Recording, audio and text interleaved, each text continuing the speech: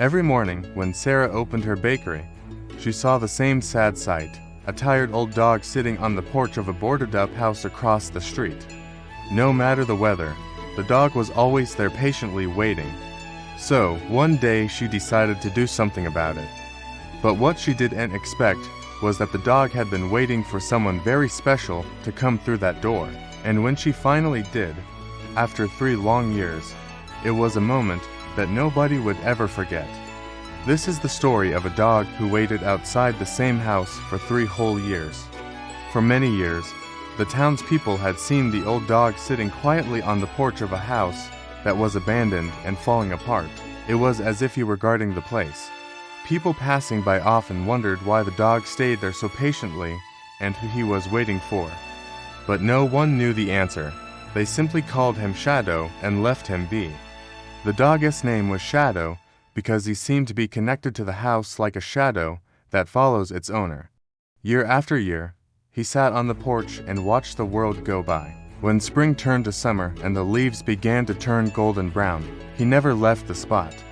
He didn't beg for food, didn't bark at passers-by, and didn't try to get inside the house. He just sat there. Children walking home from school would sometimes throw scraps of food over the fence, which Shadow would quickly gobble up. Most adults, though, just shooed him away. They couldn't understand why he stayed in one place for so long, especially since the house was empty and there was no one for him to wait for. It wasn't until Sarah opened her small bakery on the corner that things changed a bit. Every morning when she opened the shop, she saw the old dog sitting on the porch. At first, she thought maybe he was waiting for someone who lived nearby. But weeks went by and he was still there. Then one particularly rainy morning, she couldn't take it anymore. She stepped out of the shop and walked across the street to the porch. She found the old dog cowering in the corner, trying to shield himself from the downpour. Without thinking twice, she poured some hot coffee into a paper cup and walked back to the porch. "Here," she said gently, holding out the cup. "Drink this. You'll feel better." The dog looked up at her with sad eyes, then shook his head slowly. Sarah didn't insist. Instead, she sat down next to him and asked, "Why do you stay here all alone? Do you live around here?" The dog barked once softly, then went back to staring at the ground. Sarah understood that he couldn't talk to her, but she could tell he wanted her to know something.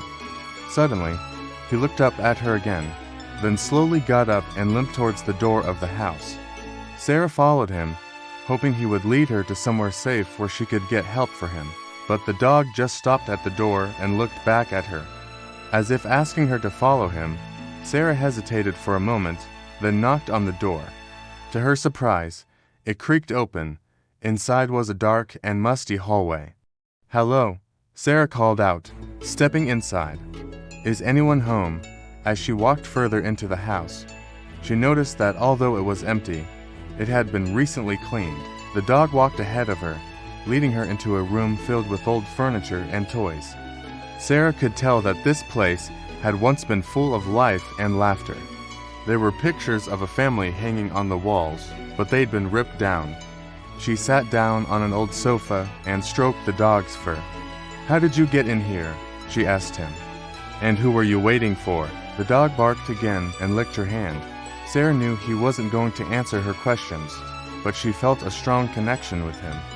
She spent the afternoon cleaning up the house a bit, then went back to her shop. As the days went by, she kept returning to the house to spend time with the dog. She named him Shadow and brought him food and water. She talked to him about everything and nothing, and he listened patiently.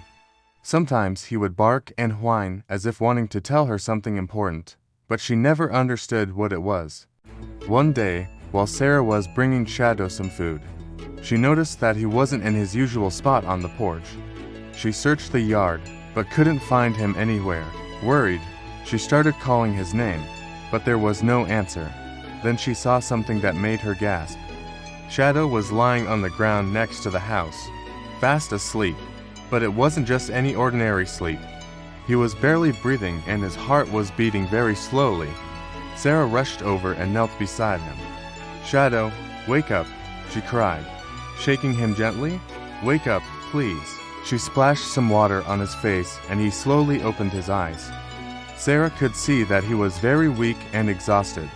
She carried him back to the house and laid him down on a blanket. "You shouldn't be here all alone," she told him softly, stroking his fur.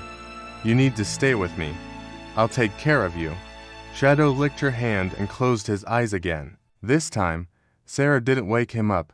She stayed by his side all day, talking to him and making sure he was okay. She knew that he was very old and might not make it through the night.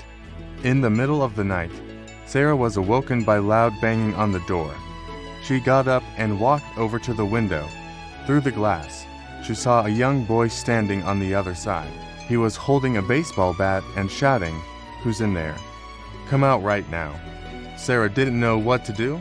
She was afraid that the boy would break down the door and hurt Shadow. She ran to the dog and hugged him tightly. "Shh, it's okay," she whispered. "Just stay here. I'll protect you." But suddenly, the door burst open and the boy stepped inside. Sarah gasped, but the boy didn't seem angry anymore. "Mom, look," he shouted. "The dog is alive. He's waking up." Sarah's heart sank. She knew that Shadow wouldn't last much longer. She tried to hide him, but the boy had already seen him. "Can we keep him?" "Mom, please," he begged. "He's so cute. We can take care of him together." Sarah looked at the dog. She could tell that he was very weak and wouldn't make it through the night. But she also knew that if she didn't do something, Shadow would die alone and abandoned. "Of course, honey," she said, smiling sadly. "We will take care of him together." After that, Sarah took the dog to her vet, who checked him over and told her that he was very old and sick. "He probably won't make it," the vet said, shaking his head. "There's not much I can do."